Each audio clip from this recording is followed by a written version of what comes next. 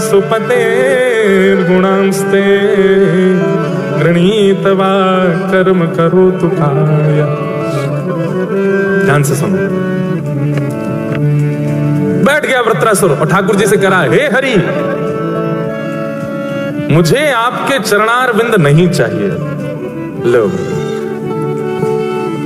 सब तो ये कहते हैं कि हरि जी माने चाकर राखो जी, मीराबाई कहती हैं चाकर रहसूं बाग लगासूं नित उठ दर्शन पासूं वृंदावन की कुंज गलिन में हरि की लीला गासूं श्याम माने चाकर राखो जी। मीराबाई कहती है मुझे आप अपने यहाँ नौकरी दे दो, मैं आपके चरण दबाऊंगी, वृंदावन की सफाई करूंगी, पुष्प बंगले लगाऊंगी, खूब बढ़िया आनंद कराऊंगी, नाथ मुझे चाकर दे दो, चाकरी दे दो। लेकिन यहां पर वृत्रासुर क्या कह रहा है, ठाकुर जी मुझे आपके चरण नहीं चाहिए। लो, यहीं ठाकुर जी के कान खड़े हो गए। बोले सबने ये गाया कि नाथ आपके चरण दे दो, आपकी शरण दे दो, आपका सानिध्य दे दो। ये पहला वक्त आया। यहीं से पता चलता है कि ऑफरिंग ही खींच रही है ठाकुर जी को, प्रस्तुतिकरण ही अलग है। भगवान मानो आकाश से देख रहे हो, मेरे चरण नहीं चाहिए तो फिर क्या चाहिए? वृत्रासुर कहता पहले वचन दो, जो मांगूंगा सो दोगे। भगवान बोले अब तो देना पड़ेगा भाई, कुछ नया बोल रहा है, मांग क्या चाहिए? हमारे नहीं चाहिए। अच्छा, जरूर लक्ष्मी जी के चरण चाहिए होंगे, हम में धन है ना, साक्षात लक्ष्मी वही चाहिए होंगी तुझे। क्या चाहिए बता? बोले आपके चरणारविंद नहीं चाहिए। ठाकुर जी बोले नहीं चाहिए तो फिर चाहिए क्या? बोले आपके चरणों के जो दास हैं, उन दासों के चरणों के जो दास हैं, और उन दासों के चरणों के जो दास हैं, उनका मुझे दास बना दो, ऐसे मुझ पर कृपा कर दो। दासानुदासो भवतास्म भूय। ठाकुर जी मानो अपने 4-5 काम बंद करके किनारे धर दी। बोले वाह भाई, कुछ नया, ये क्या बात हुई? मतलब दासानुदासो भवतास्म भूय, हम नहीं चाहिए, हमारा दास भी नहीं चाहिए। एक तो होता है ना कि ठीक है प्रधानमंत्री से नहीं मिला सकते तो उनके पर्सनल असिस्टेंट से मिला दो, पर ये कौन बोलता है कि प्रधानमंत्री के पीए के पीए के पीए के पीए से हमको मिला दो? ये तो कोई पागल व्यक्ति बोलेगा, उससे कौन मिलता है? पर कोई प्रधानमंत्री को पत्र लिख रहा है कि हे प्रधानमंत्री महोदय, आप मुझे बहुत प्रिय लगते हैं पर मुझे आपसे नहीं मिलना। आपकी सेवा में जो आपके पर्सनल असिस्टेंट रहते हैं वो भी मुझे बहुत अच्छे, पर मुझे उनसे भी नहीं मिलना। उनके जो पर्सनल असिस्टेंट है अमुक नाम, उनसे मेरे को मिला दो। प्रधानमंत्री हंसेगा नहीं? वाह, इसने इसके लिए पीएम ऑफिस में पत्र भेजा है। मतलब छोटे अधिकारी से मिलने के लिए बड़ी अधिकारी से प्रार्थना। हंसी तो आएगी ना उसकी सीधेपन पर, उसके भाव में भाव पर, उसके इस सरल स्वभाव पर थोड़ी प्रसन्नता तो होगी ना। ठाकुर जी प्रसन्न हो गए। ठाकुर जी बोले दासानुदासो भवतास्म भूय। अब इसमें 2 बातें छिपी हैं। पहली बात कि इतने बड़े अधिकारी से इतने छोटे अधिकारी से मिलने की प्रार्थना करना, ये उनको खुश कर देगा, थोड़ी हंसी दिला देगा। और दूसरी बात, भक्ति सिद्धांत में ये सर्वोपरि है। ठाकुर जी के चरण मत मांगो, पहले दासों की सेवा करो। देखो, एक सूत्र लिख लीजिए, हरि रीझे तो वैकुंठ दिलावे। अगर हरि आपसे रीझ गए तो क्या देंगे? वैकुंठ दिलावे। और हरिजन रीझे तो हरि सो मिलावे। हरि रीझे तो वैकुंठ दिलावे और हरिजन रीझे तो हरि सो मिलावे। ठाकुर जी यदि खुश हुए तो वैकुंठ मिलेगा, स्वर्ग मिल जाएगा। पर ठाकुर जी को कोई जन रीझ गए हो तो ठाकुर जी से मिला देगो।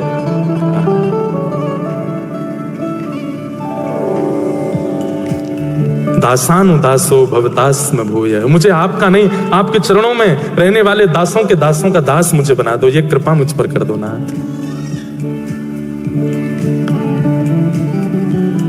ये भक्ति का सिद्धांत है। हरि सेवा बाद की वस्तु है, पहले हरिजनों की सेवा, हरि भक्तों की सेवा वो पहले कर लो।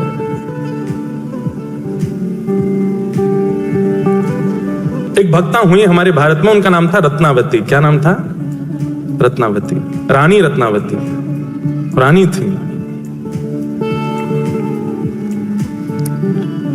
तो रानी रत्नावती जो थी ये राजकुल की थी।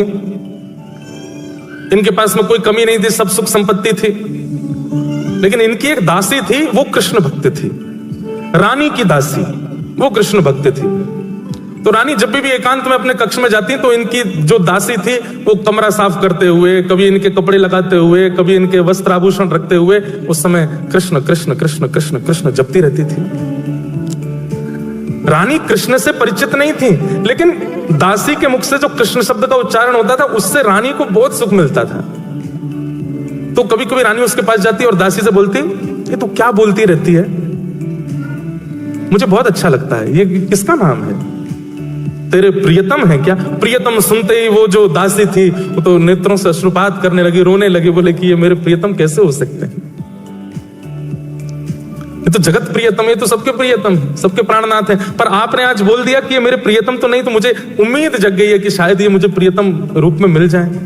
रानी बोली, तो इतना प्रसन्न हो रही है ये सुनकर के, ये है कौन, मुझे इनके बारे में बताओ ना। पर वो जो दासी थी वो बस कार्य करते हुए निकल जाती, नहीं बताती कि कृष्ण कौन है। प्यासे को पानी ना पिलाओ तो जल की महिमा, जल की उपमा और तीव्र हो जाती है, मिलन की चाह और ज्यादा हो जाती है। रानी व्याकुल हो गई। अब तो वो यही सोचती रहती है, कौन है ये मुझे बताती क्यों नहीं है। कभी फिर पकड़ लेती है, तो तूने बताया नहीं उस दिन ये कृष्ण है कौन। उस समय ठाकुर जी कहां हैं? निकुंज में है। तो मंगला के दर्शन राधा वल्लभ जी के, वो नंद भवन के नहीं है, वो उस समय निकुंज के लाला है। सहचरियां उनकी सेवा कर रही हैं और रात में ठाकुर जी यशोदा मैया सुला देती हैं, तो ठाकुर जी खर्राटे मार के सो जाते हैं। और जैसे ही यशोदा मैया देखे लाला सो गए हो, जैसे ही यशोदा मैया सोती हैं, सोई चुपचाप ठाकुर जी निकुंज में चले जाते हैं और वहां पे सब सखियां, श्री जी, श्यामा जी सबके संग रास विहार करते हैं। और सुबह सुबह भोर होते ही ठाकुर जी दौड़ करके आते हैं। यशोदा मैया उठे बाद से पहले तो आके ठाकुर जी मैया के बगल में सो जाते हैं। ठाकुर जी आके सोते हैं, तुरंत मैया का उठना होता है। मैया के लाला भोर है गई, चल उठ जा। लाला कैसे बताए, रात भर सोयो नहीं मैं तो। ब्रज की लीला तो अद्भुत है। कोई पद आ नहीं रहा मेरे दिमाग में, नहीं तो सुनाऊं मंगला का कोई ऐसा भाव जहां ठाकुर जी निकुंज से आ रहे हैं पद है, वो ढूंढना पड़ेगा, समय लगे, लेकिन बहुत अच्छे अच्छे भाव हैं। तो नवीनता यह आप भी कर सकते हैं। रात्रि में शयन कराए ठाकुर जी को, तो शयन कराते समय विचार करो, ठाकुर जी आज जय जय कौन सी लीला में जाओगे, सेवा का चिंतन करते हुए शयन करा दो। और विचार करो आज कौन सी लीला होगी, आज कहां जाएंगे ठाकुर जी, अच्छा। और फिर सवेरे ठाकुर जी को वही भाव धारण करा के मंगला कर दो। ठाकुर जी धीमे धीमे धीमे आपके भावों को ऐसे स्वीकार करेंगे, आप जो विचार करेंगे रात में ठाकुर जी वैसे ही लीला प्रकट कर देंगे। कभी स्वप्न में वो भाव दिखने लगेगा, कभी विचारों में वो भाव दिखने लगेगा। सेवा की बड़ी अद्भुत पद्धति है। हमारे जगन्नाथ महाप्रभु, पूरी दुनिया में ठाकुर जी का बड़ा श्रृंगार सवेरे होता है। जैसे राधा रमन जी जाओ, राधा वल्लभ जी, बिहारी जी जाओ, तो सुबह सुबह श्रृंगार आरती जब होती है तब ठाकुर जी पूरा श्रृंगार कर लेते हैं, मुकुट से लेकर के पैर तक का। शयन आरती में लगभग सारे मंदिरों में श्रृंगार घट जाता है। ठाकुर जी की पाग हल्की कर देते हैं, पोशाक हल्की कर देते हैं, आभूषण हल्के कर देते हैं। पर जगन्नाथपुरी में उल्टा है। जगन्नाथपुरी में शयन श्रृंगार का नाम ही है बड़ श्रृंगार, बड़ा श्रृंगार। इतने पुष्प पहनते हैं ठाकुर जी, यहाँ पे आंखों पर, मुख पर, हाथ पर, सब जगह पुष्प ही पुष्प। इतना अद्भुत श्रृंगार होता है ठाकुर जी का। मैंने पूछा कि भैया ये जगन्नाथ जी को पूरे दिन तो हल्के हल्के श्रृंगार, रात में इतना भारी श्रृंगार करके क्यों सुलाते हो? अब आपको कोई हार पहना दे, गले में बिल्कुल यहाँ पे वो पहना दे, पूरी चूड़ियां पहना दे, माताओं को गले पैरों में पाजेब पहना दे, कमर में कौंदरी, अब सो जाओ, ऐसे कौन सोता है? भाइयों को कहे टाई लगा लो, कोट पहन लो, नीचे पजामा पहन लो, मोजे पहन लो, शूज पहन, अब सो जाओ, ऐसे कौन सोता है? ये तो नियम है कि भाई हल्के वस्त्रों में ही सोया जाता है। पर जगन्नाथ जी इतना श्रृंगार करके क्यों सोते हैं? तो पुजारी जी बोले अंदर की बात है। कपाट बंद करते ठाकुर जी भाग जाते हैं। बोले कहां? बोले वृंदावन जाते हैं रास करने के लिए।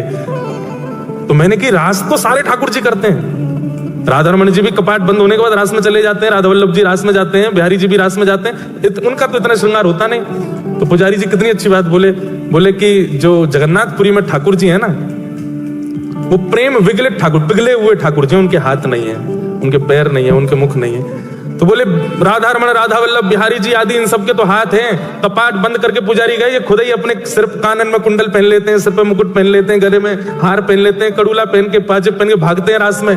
पर हमारे जगन्नाथ जी के हाथ पाम नहीं है, इसलिए पुजारी श्रृंगार करके इनको शयन में भेजते हैं। जाओ अब रास में जाओ। नवीनता, सेवा में कुछ नया लाया कीजिए। जैसे रसोई घर में काम करने वाली माताएं, घर संभालने वाली माताएं हर दिन कुछ नया बनाती हैं, बच्चे को प्रिय लगे, पति को प्रिय लगे। ऐसी सेवा में भी सेवकों को नवीनता लानी चाहिए। ऑफरिंग, प्रस्तुतिकरण, उससे ठाकुर जी प्रसन्न होते हैं। तो वृत्रासुर की स्तुति में विशेषता यह है कि सामान्य स्तुति नहीं है, कुछ अद्भुत है। क्या कह रहा है वृत्रासुर? अहम हरे तव पादैकमूल दासानुदासो भवतास्मि भूय मनस्मरेता सुपते गुणांस्ते गृणीतवा कर्म करोतु काय। ध्यान से सुनो। बैठ गया वृत्रासुर और ठाकुर जी से कहा, हे हरि, मुझे आपके चरणारविंद नहीं चाहिए। लो, सब तो ये कहते हैं कि हरि जी माने चाकर राखो जी, मीराबाई कहती हैं चाकर रहसूं बाग लगासूं नित उठ दर्शन पासूं वृंदावन की कुंज गलिन में हरि की लीला गासूं श्याम माने चाकर राखो जी। मीराबाई कहती है मुझे आप अपने यहाँ नौकरी दे दो, मैं आपके चरण दबाऊंगी, वृंदावन की सफाई करूंगी, पुष्प बंगले लगाऊंगी, खूब बढ़िया आनंद कराऊंगी, नाथ मुझे चाकर दे दो, चाकरी दे दो। लेकिन यहां पर वृत्रासुर क्या कह रहा है? ठाकुर जी मुझे आपके चरण नहीं चाहिए। लो, यहीं ठाकुर जी के कान खड़े हो गए। बोले सबने ये गाया कि नाथ आपके चरण दे दो, आपकी शरण दे दो, आपका सानिध्य दे दो। ये पहला वक्त आया। यहीं से पता चलता है कि ऑफरिंग ही खींच रही है ठाकुर जी को, प्रस्तुतिकरण ही अलग है। भगवान मानो आकाश से देख रहे हो, मेरे चरण नहीं चाहिए तो फिर क्या चाहिए? वृत्रासुर कहता पहले वचन दो, जो मांगूंगा सो दोगे। भगवान बोले अब तो देना पड़ेगा भाई, कुछ नया बोल रहा है, मांग क्या चाहिए? हमारे नहीं चाहिए। अच्छा, जरूर लक्ष्मी जी के चरण चाहिए होंगे, हम में धन है ना, साक्षात लक्ष्मी वही चाहिए होंगी तुझे। क्या चाहिए बता? बोले आपके चरणारविंद नहीं चाहिए। ठाकुर जी बोले नहीं चाहिए तो फिर चाहिए क्या? बोले आपके चरणों के जो दास हैं, उन दासों के चरणों के जो दास हैं, और उन दासों के चरणों के जो दास हैं, उनका मुझे दास बना दो, ऐसे मुझ पर कृपा कर दो। दासानुदासो भवतास्मि भूय। ठाकुर जी मानो अपने 4-5 काम बंद करके किनारे धर दी। बोले वाह भाई, कुछ नया, ये क्या बात हुई? मतलब दासानुदासो भवतास्मि भूय, हम नहीं चाहिए, हमारा दास भी नहीं चाहिए। एक तो होता है ना कि ठीक है प्रधानमंत्री से नहीं मिला सकते तो उनके पर्सनल असिस्टेंट से मिला दो, पर ये कौन बोलता है कि प्रधानमंत्री के पीए के पीए के पीए के पीए से हमको मिला दो? ये तो कोई पागल व्यक्ति बोलेगा, उससे कौन मिलता है? पर कोई प्रधानमंत्री को पत्र लिख रहा है कि हे प्रधानमंत्री महोदय, आप मुझे बहुत प्रिय लगते हैं पर मुझे आपसे नहीं मिलना। आपकी सेवा में जो आपके पर्सनल असिस्टेंट रहते हैं वो भी मुझे बहुत अच्छे, पर मुझे उनसे भी नहीं मिलना। उनके जो पर्सनल असिस्टेंट है अमुक नाम, उनसे मेरे को मिला दो। प्रधानमंत्री हंसेगा नहीं? वाह, इसने इसके लिए पीएम ऑफिस में पत्र भेजा है। मतलब छोटे अधिकारी से मिलने के लिए बड़ी अधिकारी से प्रार्थना।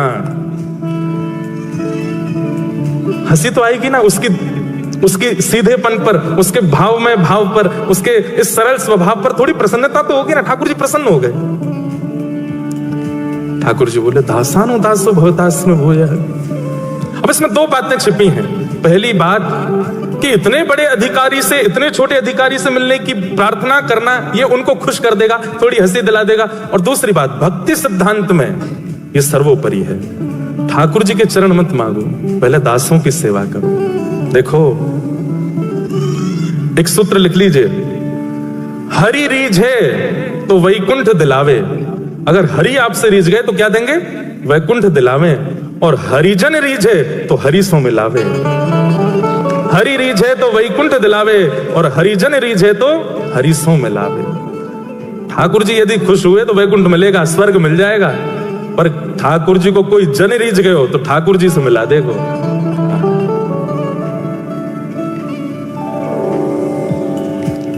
दासानुदासो भवतास्मि भूय। मुझे आपका नहीं, आपके चरणों में रहने वाले दासों के दासों का दास मुझे बना दो, ये कृपा मुझ पर कर दो नाथ। ये भक्ति का सिद्धांत है। हरि सेवा बाद की वस्तु है, पहले हरिजनों की सेवा, हरि भक्तों की सेवा वो पहले कर लो।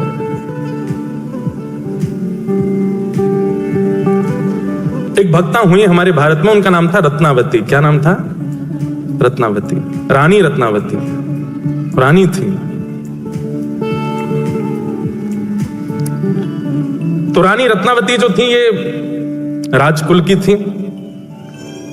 इनके पास में कोई कमी नहीं थी, सब सुख संपत्ति थी, लेकिन इनकी एक दासी थी, वो कृष्ण भक्त थी। रानी की दासी वो कृष्ण भक्त थी।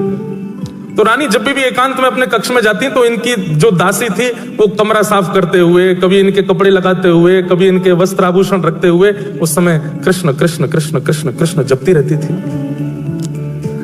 रानी कृष्ण से परिचित नहीं थी, लेकिन दासी के मुख से जो कृष्ण शब्द का उच्चारण होता था उससे रानी को बहुत सुख मिलता था। तो कभी कभी रानी उसके पास जाती और दासी से बोलती, ये तू क्या बोलती रहती है, मुझे बहुत अच्छा लगता है, ये किसका नाम है, तेरे प्रियतम है क्या? प्रियतम सुनते ही वो जो दासी थी वो तो नेत्रों से अश्रुपात करने लगी, रोने लगी, बोले कि ये मेरे प्रियतम कैसे हो सकते हैं,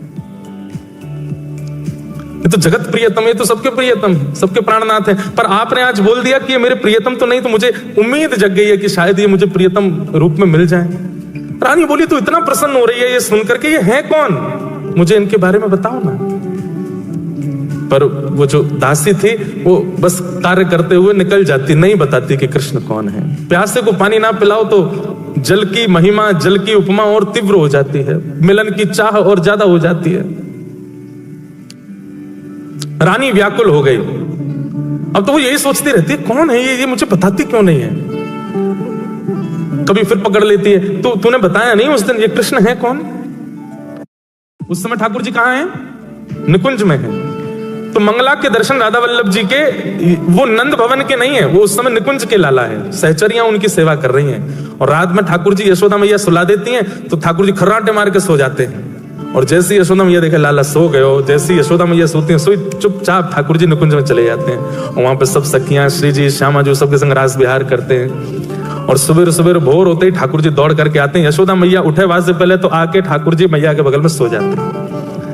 ठाकुर जी आके सोते हैं, तुरंत मैया का उठना होता है। मैया के लाला भोर है गई, चल उठ जा। लाला कैसे बताए, रात भर सोयो नहीं मैं तो। ब्रज की लीला तो अद्भुत है। कोई पद आ नहीं रहा मेरे दिमाग में, नहीं तो सुनाऊं मंगला का कोई ऐसा भाव जहां ठाकुर जी निकुंज से आ रहे हैं पद है, वो ढूंढना पड़ेगा, समय लगे, लेकिन बहुत अच्छे अच्छे भाव है। तो नवीनता ये आप भी कर सकते हैं। रात्रि में शयन कराए ठाकुर जी को, तो शयन कराते समय विचार करो, ठाकुर जी आज जय जय कौन सी लीला में जाओगे, सेवा का चिंतन करते हुए शयन करा दो। और विचार करो आज कौन सी लीला होगी, आज कहां जाएंगे ठाकुर जी, अच्छा। और फिर सवेरे ठाकुर जी को वही भाव धारण करा के मंगला कर दो। ठाकुर जी धीमे धीमे धीमे आपके भावों को ऐसे स्वीकार करेंगे, आप जो विचार करेंगे रात में ठाकुर जी वैसे ही लीला प्रकट कर देंगे। कभी स्वप्न में वो भाव दिखने लगेगा, कभी विचारों में वो भाव दिखने लगेगा। सेवा की बड़ी अद्भुत पद्धति है। हमारे जगन्नाथ महाप्रभु,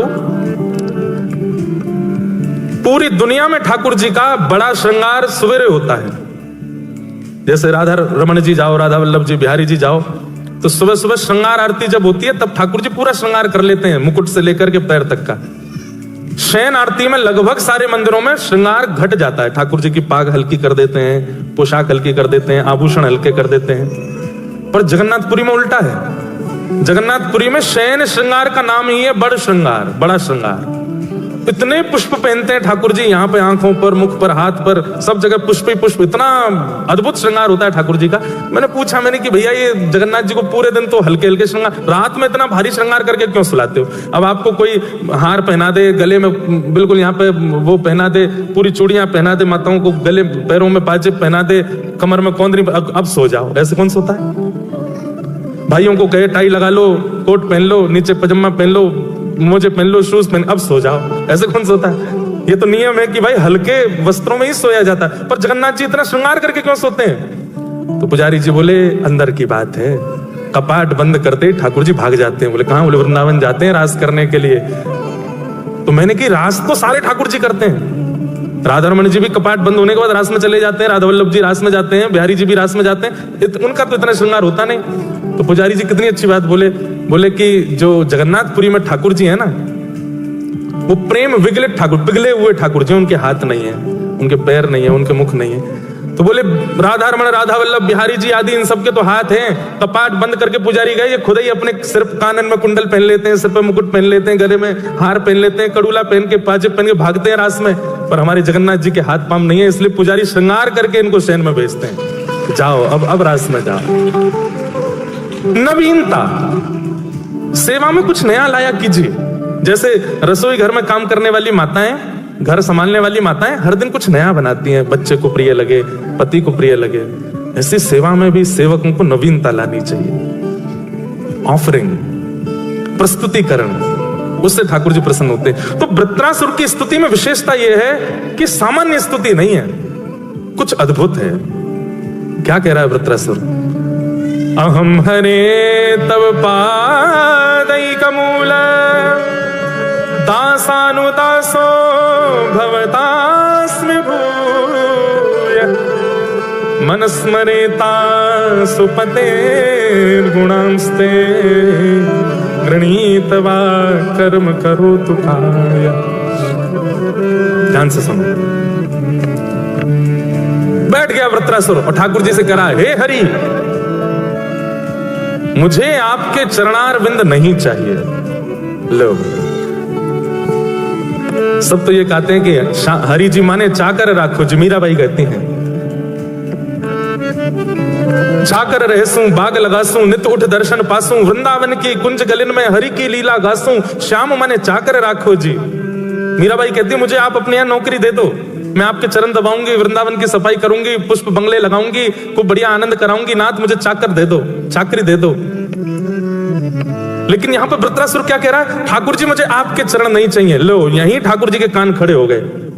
बोले, सबने ये गाया कि नाथ आपके चरण दे दो, आपकी शरण दे दो, आपका सानिध्य दे दो। ये पहला वक्त आया। यहीं से पता चलता है कि ऑफरिंग ही खींच रही है ठाकुर जी को, प्रस्तुतिकरण ही अलग है। भगवान मानो आकाश से देख रहे हो, मेरे चरण नहीं चाहिए तो फिर क्या चाहिए? वृत्रासुर कहता, पहले वचन दो, जो मांगूंगा सो दोगे। भगवान बोले, अब तो देना पड़ेगा भाई, कुछ नया बोल रहा है, मांग, क्या चाहिए? हमारे नहीं चाहिए। अच्छा, जरूर लक्ष्मी जी के चरण चाहिए होंगे, हम धन है ना, साक्षात लक्ष्मी वही चाहिए होंगी तुझे। क्या चाहिए बता? बोले, आपके चरणारविंद नहीं चाहिए। ठाकुर जी बोले, नहीं चाहिए तो फिर चाहिए क्या? बोले, आपके चरणों के जो दास हैं, उन दासों के चरणों के जो दास हैं, और उन दासों के चरणों के जो दास हैं, उनका मुझे दास बना दो, ऐसे मुझ पर कृपा कर दो। दासानुदासो भवतास्मि भूय।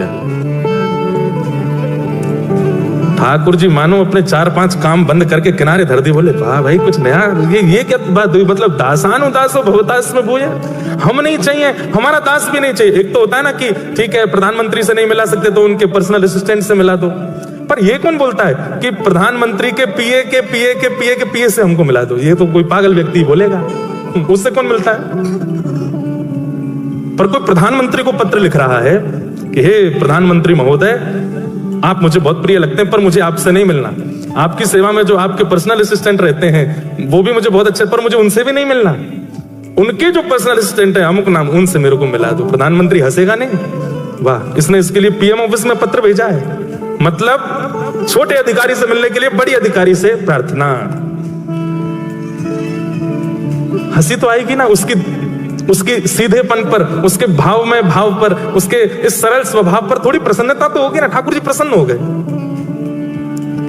ठाकुर जी बोले, दासानुदासो भवतास्मि भूय। अब इसमें 2 बातें छिपी हैं। पहली बात कि इतने बड़े अधिकारी से इतने छोटे अधिकारी से मिलने की प्रार्थना करना, ये उनको खुश कर देगा, थोड़ी हंसी दिला देगा। और दूसरी बात, भक्ति सिद्धांत में ये सर्वोपरि है। ठाकुर जी के चरण मत मांगो, पहले दासों की सेवा करो। देखो, एक सूत्र लिख लीजिए, हरि रीझे तो वैकुंठ दिलावे। अगर हरि आपसे रीझ गए तो क्या देंगे? वैकुंठ दिलावे। और हरिजन रीझे तो हरिसों में लावे। हरि रीझे तो वैकुंठ दिलावे, और हरिजन रीझे तो हरिसों में लावे।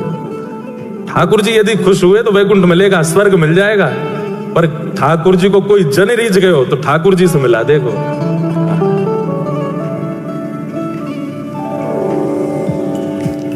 दासानुदासो भवतास्मि भूय। मुझे आपका नहीं, आपके चरणों में रहने वाले दासों के दासों का दास मुझे बना दो। ये कृपा मुझ पर कर दो नाथ। ये भक्ति का सिद्धांत है। हरि सेवा बाद की वस्तु है, पहले हरिजनों की सेवा, हरि भक्तों की सेवा वो पहले कर लो।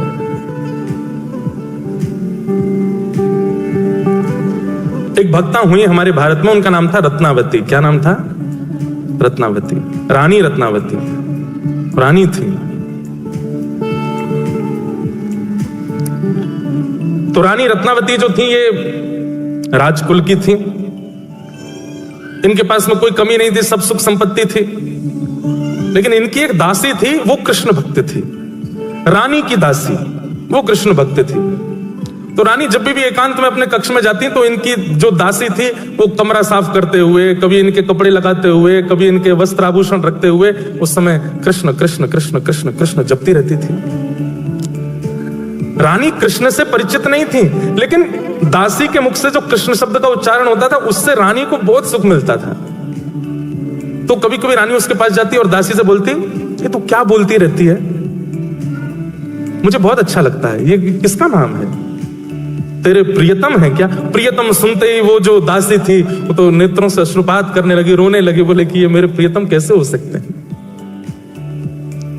ये तो जगत प्रियतम, ये तो सबके प्रियतम, सबके प्राणनाथ है, पर आपने आज बोल दिया कि ये मेरे प्रियतम तो नहीं, तो मुझे उम्मीद जग गई है कि शायद ये मुझे प्रियतम रूप में मिल जाए। रानी बोली, तू इतना प्रसन्न हो रही है ये सुनकर के, ये है कौन, मुझे इनके बारे में बताओ ना। पर वो जो दासी थी वो बस कार्य करते हुए निकल जाती, नहीं बताती कि कृष्ण कौन है। प्यासे को पानी ना पिलाओ तो जल की महिमा, जल की उपमा और तीव्र हो जाती है, मिलन की चाह और ज्यादा हो जाती है। रानी व्याकुल हो गई। अब तो वो यही सोचती रहती है, कौन है ये मुझे बताती क्यों नहीं है। कभी फिर पकड़ लेती है, तो तूने बताया नहीं उस दिन ये कृष्ण है कौन। उस समय ठाकुर जी कहां हैं? निकुंज में है। तो मंगला के दर्शन राधा वल्लभ जी के, वो नंद भवन के नहीं है, वो उस समय निकुंज के लाला है। सहचरियां उनकी सेवा कर रही हैं और रात में ठाकुर जी यशोदा मैया सुला देती हैं तो ठाकुर जी खर्राटे मार के सो जाते हैं। और जैसे यशोदा मैया देखे लाला सो गए हो, जैसे यशोदा मैया सोती हैं, सोई चुपचाप ठाकुर जी निकुंज में चले जाते हैं और वहां पे सब सखियां, श्री जी, श्यामा जी सबके संग रास विहार करते हैं। और सुबह सुबह भोर होते ही ठाकुर जी दौड़ करके आते हैं। यशोदा मैया उठे वहां से पहले तो आके ठाकुर जी मैया के बगल में सो जाते हैं। ठाकुर जी आके सोते हैं, तुरंत मैया का उठना होता है। मैया के लाला भोर है गई, चल उठ जा। लाला कैसे बता, रात भर सोयो नहीं मैं तो। ब्रज की लीला तो अद्भुत है। कोई पद आ नहीं रहा मेरे दिमाग में, नहीं तो सुनाऊं मंगला का कोई ऐसा भाव जहां ठाकुर जी निकुंज से आ रहे हैं पद है, वो ढूंढना पड़ेगा, समय लगे, लेकिन बहुत अच्छे अच्छे भाव है। तो नवीनता ये आप भी कर सकते हैं। रात्रि में शयन कराए ठाकुर जी को, तो शयन कराते समय विचार करो, ठाकुर जी आज जय जय कौन सी लीला में जाओगे, सेवा का चिंतन करते हुए शयन करा दो। और विचार करो आज कौन सी लीला होगी, आज कहां जाएंगे ठाकुर जी, अच्छा। और फिर सवेरे ठाकुर जी को वही भाव धारण करा के मंगला कर दो। ठाकुर जी धीमे धीमे धीमे आपके भावों को ऐसे स्वीकार करेंगे, आप जो विचार करेंगे रात में ठाकुर जी वैसे ही लीला प्रकट कर देंगे। कभी स्वप्न में वो भाव दिखने लगेगा, कभी विचारों में वो भाव दिखने लगेगा। सेवा की बड़ी अद्भुत पद्धति है। हमारे जगन्नाथ महाप्रभु, पूरी दुनिया में ठाकुर जी का बड़ा श्रृंगार सवेरे होता है। जैसे राधा रमन जी जाओ, राधा वल्लभ जी, बिहारी जी जाओ, तो सुबह सुबह श्रृंगार आरती जब होती है तब ठाकुर जी पूरा श्रृंगार कर लेते हैं, मुकुट से लेकर के पैर तक का। शयन आरती में लगभग सारे मंदिरों में श्रृंगार घट जाता है। ठाकुर जी की पाग हल्की कर देते हैं, पोशाक हल्की कर देते हैं, आभूषण हल्के कर देते हैं। पर जगन्नाथपुरी में उल्टा है। जगन्नाथपुरी में शयन श्रृंगार का नाम ही है बड़ श्रृंगार, बड़ा श्रृंगार। इतने पुष्प पहनते हैं ठाकुर जी, यहाँ पे आंखों पर, मुख पर, हाथ पर, सब जगह पुष्प ही पुष्प। इतना अद्भुत श्रृंगार होता है ठाकुर जी का। मैंने पूछा कि भैया ये जगन्नाथ जी को पूरे दिन तो हल्के हल्के श्रृंगार, रात में इतना भारी श्रृंगार करके क्यों सुलाते हो? अब आपको कोई हार पहना दे, गले में बिल्कुल यहाँ पे वो पहना दे, पूरी चूड़ियां पहना दे, माताओं को गले पैरों में पाजेब पहना दे, कमर में कौंदरी, अब सो जाओ, ऐसे कौन सोता है? भाइयों को कहे टाई लगा लो, कोट पहन लो, नीचे पजामा पहन लो, मोजे पहन लो, शूज पहन, अब सो जाओ, ऐसे कौन सोता है? ये तो नियम है कि भाई हल्के वस्त्रों में ही सोया जाता है। पर जगन्नाथ जी इतना श्रृंगार करके क्यों सोते हैं? तो पुजारी जी बोले अंदर की बात है। कपाट बंद करते ही ठाकुर जी भाग जाते हैं। बोले कहां? बोले वृंदावन जाते हैं रास करने के लिए। तो मैंने कि रास तो सारे ठाकुर जी करते हैं।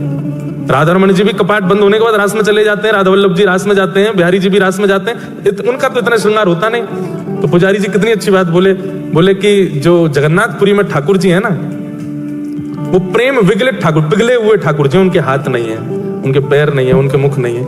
तो बोले राधा रमण, राधा वल्लभ, बिहारी जी आदि इन सबके तो हाथ हैं। कपाट बंद करके पुजारी गए, ये खुद ही अपने सिर कानन में कुंडल पहन लेते हैं, सिर पे मुकुट पहन लेते हैं, गले में हार पहन लेते हैं, कड़ूला पहन के, पाजे पहन के भागते हैं रास में। पर हमारे जगन्नाथ जी के हाथ पांव नहीं है, इसलिए पुजारी श्रृंगार करके इनको शयन में भेजते हैं। जाओ अब रास में जाओ। नवीनता, सेवा में कुछ नया लाया कीजिए। जैसे रसोई घर में काम करने वाली माताएं, घर संभालने वाली माताएं हर दिन कुछ नया बनाती हैं, बच्चे को प्रिय लगे, पति को प्रिय लगे। ऐसी सेवा में भी सेवकों को नवीनता लानी चाहिए। ऑफरिंग, प्रस्तुतिकरण, उससे ठाकुर जी प्रसन्न होते हैं। तो वृत्रासुर की स्तुति में विशेषता यह है कि सामान्य स्तुति नहीं है, कुछ अद्भुत है। क्या कह रहा है वृत्रासुर? अहम हरे तव पादैकमूल दासानुदासो भवतास्मि भूय मनस्मरेता सुपतेर्गुणांस्ते गृणीतवा कर्म करोतु काय। ध्यान से सुनो। बैठ गया वृत्रासुर और ठाकुर जी से कह रहा, हे हरि, मुझे आपके चरणार विंद नहीं चाहिए। लो, सब तो ये कहते हैं कि हरि जी माने चाकर राखो जी, मीराबाई कहती हैं। चाकर रहसूं, बाग लगासूं, नित उठ दर्शन पासूं, वृंदावन की कुंज गलिन में हरि की लीला गासूं, श्याम माने चाकर राखो जी। मीराबाई कहती है, मुझे आप अपने यहां नौकरी दे दो, मैं आपके चरण दबाऊंगी, वृंदावन की सफाई करूंगी, पुष्प बंगले लगाऊंगी, खूब बढ़िया आनंद कराऊंगी। नाथ मुझे चाकर दे दो, चाकरी दे दो। लेकिन यहां पर वृत्रासुर क्या कह रहा है? ठाकुर जी मुझे आपके चरण नहीं चाहिए। लो, यहीं ठाकुर जी के कान खड़े हो गए। बोले सब ने ये गाया कि नाथ आपके चरण दे दो, आपकी शरण दे दो, आपका सानिध्य दे दो। ये पहला वक्त आया। यहीं से पता चलता है कि ऑफरिंग ही खींच रही है ठाकुर जी को, प्रस्तुतिकरण ही अलग है। भगवान मानो आकाश से देख रहे हो, मेरे चरण नहीं चाहिए तो फिर क्या चाहिए? वृत्रासुर कहता पहले वचन दो, जो मांगूंगा सो दोगे। भगवान बोले अब तो देना पड़ेगा भाई, कुछ नया बोल रहा है, मांग क्या चाहिए? हमारे नहीं चाहिए। अच्छा, जरूर लक्ष्मी जी के चरण चाहिए होंगे, हम धन है ना, साक्षात लक्ष्मी वही चाहिए होंगी तुझे। क्या चाहिए बता? बोले आपके चरणार विंद नहीं चाहिए। ठाकुर जी बोले नहीं चाहिए तो फिर चाहिए क्या? बोले आपके चरणों के जो दास हैं, उन दासों के चरणों के जो दास हैं, और उन दासों के चरणों के जो दास हैं, उनका मुझे दास बना दो, ऐसे मुझ पर कृपा कर दो। दासानुदासो भवतास्मि भूय। ठाकुर जी मानो अपने 4-5 काम बंद करके किनारे धर दी। बोले वाह भाई, कुछ नया, ये क्या बात हुई? मतलब दासानुदासो भवतास्मि भूय, हम नहीं चाहिए, हमारा दास भी नहीं चाहिए। एक तो होता है ना कि ठीक है प्रधानमंत्री से नहीं मिला सकते तो उनके पर्सनल असिस्टेंट से मिला दो, पर ये कौन बोलता है कि प्रधानमंत्री के पीए के पीए के पीए के पीए से हमको मिला दो? ये तो कोई पागल व्यक्ति बोलेगा, उससे कौन मिलता है? पर कोई प्रधानमंत्री को पत्र लिख रहा है कि हे प्रधानमंत्री महोदय, आप मुझे बहुत प्रिय लगते हैं पर मुझे आपसे नहीं मिलना। आपकी सेवा में जो आपके पर्सनल असिस्टेंट रहते हैं वो भी मुझे बहुत अच्छे, पर मुझे उनसे भी नहीं मिलना। उनके जो पर्सनल असिस्टेंट है अमुक नाम, उनसे मेरे को मिला दो। प्रधानमंत्री हंसेगा नहीं? वाह, इसने इसके लिए पीएम ऑफिस में पत्र भेजा है। मतलब छोटे अधिकारी से मिलने के लिए बड़ी अधिकारी से प्रार्थना। हंसी तो आएगी ना उसकी सीधेपन पर, उसके भाव में भाव पर, उसके इस सरल स्वभाव पर थोड़ी प्रसन्नता तो होगी ना। ठाकुर जी प्रसन्न हो गए। ठाकुर जी बोले दासानुदासो भवतास्मि भूय। अब इसमें 2 बातें छिपी हैं। पहली बात कि इतने बड़े अधिकारी से इतने छोटे अधिकारी से मिलने की प्रार्थना करना, ये उनको खुश कर देगा, थोड़ी हंसी दिला देगा। और दूसरी बात, भक्ति सिद्धांत में ये सर्वोपरि है। ठाकुर जी के चरण मत मांगो, पहले दासों की सेवा करो। देखो, एक सूत्र लिख लीजिए, हरि रीझे तो वैकुंठ दिलावे। अगर हरि आपसे रीझ गए तो क्या देंगे? वैकुंठ दिलावे। और हरिजन रीझे तो हरिसों मिलावे। हरि रीझे तो वैकुंठ दिलावे और हरिजन रीझे तो हरिसों मिलावे। ठाकुर जी यदि खुश हुए तो वैकुंठ मिलेगा, स्वर्ग मिल जाएगा।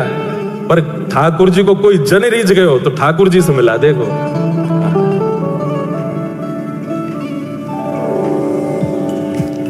दासानुदासो भवतास में भूय। मुझे आपका नहीं, आपके चरणों में रहने वाले दासों के दासों का दास मुझे बना दो, ये कृपा मुझ पर कर दो नाथ। ये भक्ति का सिद्धांत है। हरि सेवा बाद की वस्तु है, पहले हरिजनों की सेवा, हरि भक्तों की सेवा वो पहले कर लो।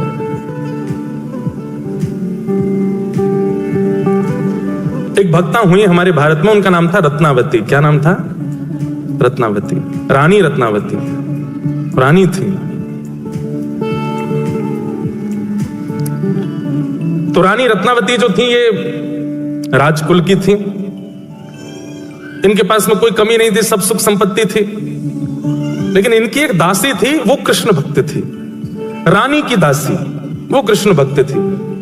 तो रानी जब भी एकांत में अपने कक्ष में जाती तो इनकी जो दासी थी वो कमरा साफ करते हुए, कभी इनके कपड़े लगाते हुए, कभी इनके वस्त्र आभूषण रखते हुए उस समय कृष्ण कृष्ण कृष्ण कृष्ण कृष्ण जपती रहती थी। रानी कृष्ण से परिचित नहीं थी, लेकिन दासी के मुख से जो कृष्ण शब्द का उच्चारण होता था उससे रानी को बहुत सुख मिलता था। तो कभी कभी रानी उसके पास जाती और दासी से बोलती, ये तो क्या बोलती रहती है, मुझे बहुत अच्छा लगता है, ये किसका नाम है, तेरे प्रियतम है क्या? प्रियतम सुनते ही वो जो दासी थी वो तो नेत्रों से अश्रुपात करने लगी, रोने लगी, बोले कि ये मेरे प्रियतम कैसे हो सकते हैं, ये तो जगत प्रियतम, ये तो सबके प्रियतम, सबके प्राणनाथ है, पर आपने आज बोल दिया कि ये मेरे प्रियतम तो नहीं, तो मुझे उम्मीद जग गई है कि शायद ये मुझे प्रियतम रूप में मिल जाए। रानी बोली, तू इतना प्रसन्न हो रही है ये सुनकर के, ये है कौन, मुझे इनके बारे में बताओ ना। पर वो जो दासी थी वो बस कार्य करते हुए निकल जाती, नहीं बताती कि कृष्ण कौन है। प्यासे को पानी ना पिलाओ तो जल की महिमा, जल की उपमा और तीव्र हो जाती है, मिलन की चाह और ज्यादा हो जाती है। रानी व्याकुल हो गई। अब तो वो यही सोचती रहती है, कौन है ये मुझे बताती क्यों नहीं है। कभी फिर पकड़ लेती है, तो तूने बताया नहीं उस दिन ये कृष्ण है कौन। उस समय ठाकुर जी कहां हैं? निकुंज में है। तो मंगला के दर्शन राधा वल्लभ जी के, वो नंद भवन के नहीं है, वो उस समय निकुंज के लाला है। सहचरियां उनकी सेवा कर रही हैं और रात में ठाकुर जी यशोदा मैया सुला देती हैं तो ठाकुर जी खर्राटे मार के सो जाते हैं।